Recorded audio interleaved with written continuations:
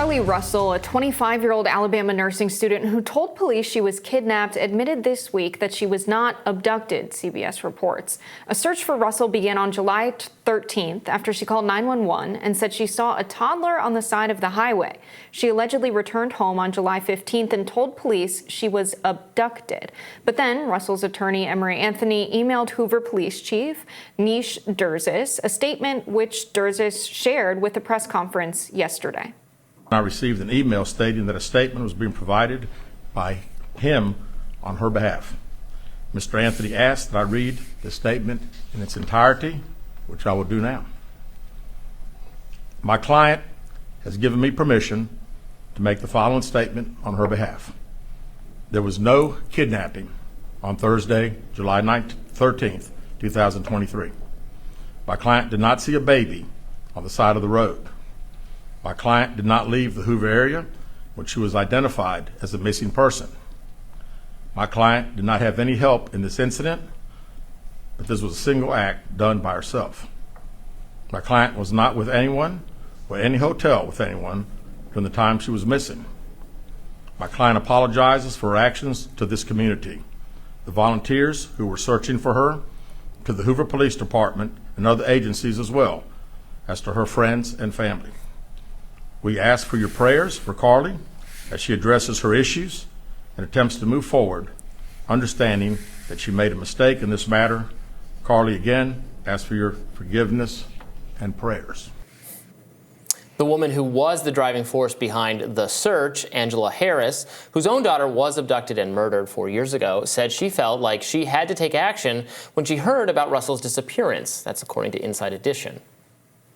I did not want her family to have to go through the pain of what we're going through, so many other families are going through.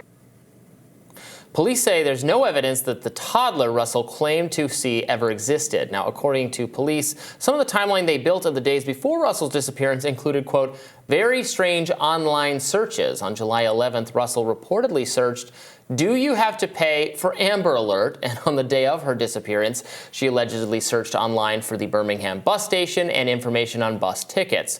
She also searched online for the movie Taken, which is about a woman who was abducted, and the search to find her, according to the police. So, this was a story that got a lot of social media attention. I think some people's skepticism fired pretty quickly, very correctly, because this was a hoax and clearly made up by this woman. We don't, I think, really know for what motivation. I don't know what her family situation is. I'm not quite, she's a nursing student, so she's an adult and can do her own. It's, some of these, when adolescents disappear, they're running away from home. It's not they're kidnapped, it's they're running away from home. You're going to meet a boyfriend or a girlfriend, doing something parents don't want. I don't quite understand why that would be the motivation here. Maybe attention, maybe there's something wrong with her, I don't know. But very much not a kidnapping. Right. I was scrolling on TikTok and got a video come up on my feed that I think was the boyfriend of Carlee Russell, Tamar Simmons. I'm not sure if it was him or if it was a male friend of hers, but there was something weird about the video. Was she in the background of it during her kidnapping? Yeah, I was like, oh, that's the girl from the photo. No, it was just something was off. I don't know what it was, but usually when things like that come up on my feed, the instinct is like, oh, let's repost this so more people see it so she gets found.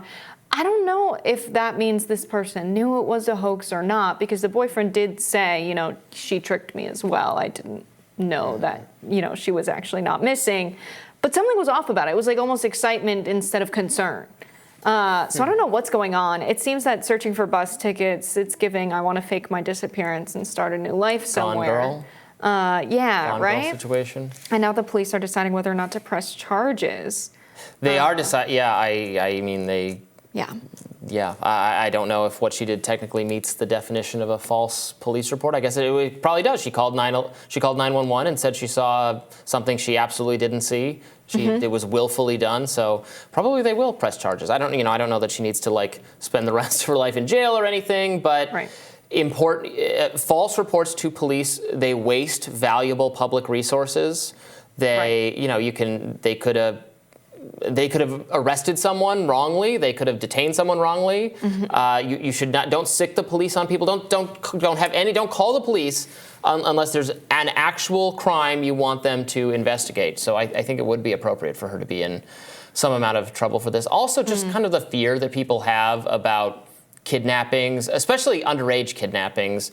But like, people have this idea in their heads that, you know, if you leave a child alone outside for more than 5 seconds, a white van will appear and a stranger will abduct them and like sex trafficking them or something. Kidnappings are like 99.99% of the time are done by someone the child knows, a family member. Usually it's a custody dispute between the parents. 99.99, like yeah, it's real exact number there. No, it's stranger abductions are a media fiction because it happens on like Law and Order or, you know, television, movies, etc.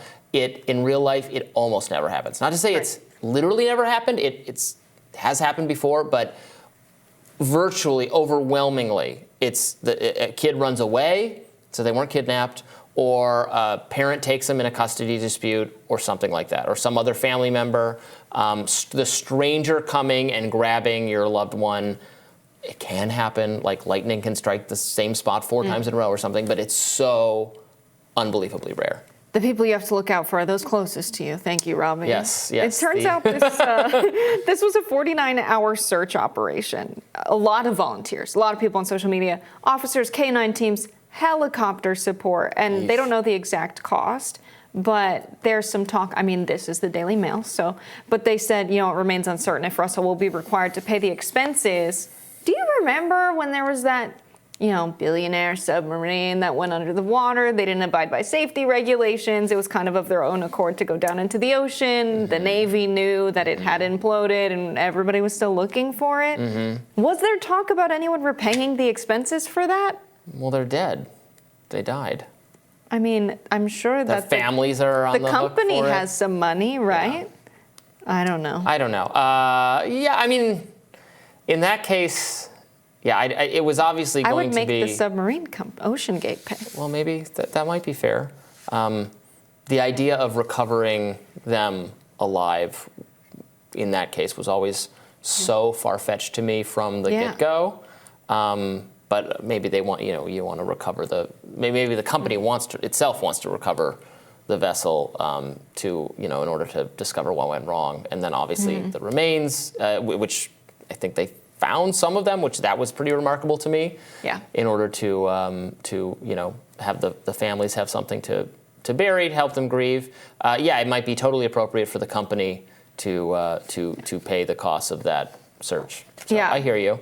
In this, I don't know if there's no way she can pay the whole cost of, right? She's a nursing student. Right, a nursing student. I don't think she's going to be able to pay the whole cost of that, but maybe some kind of fine, maybe community service, maybe, writing an essay about what she's learned. Yeah.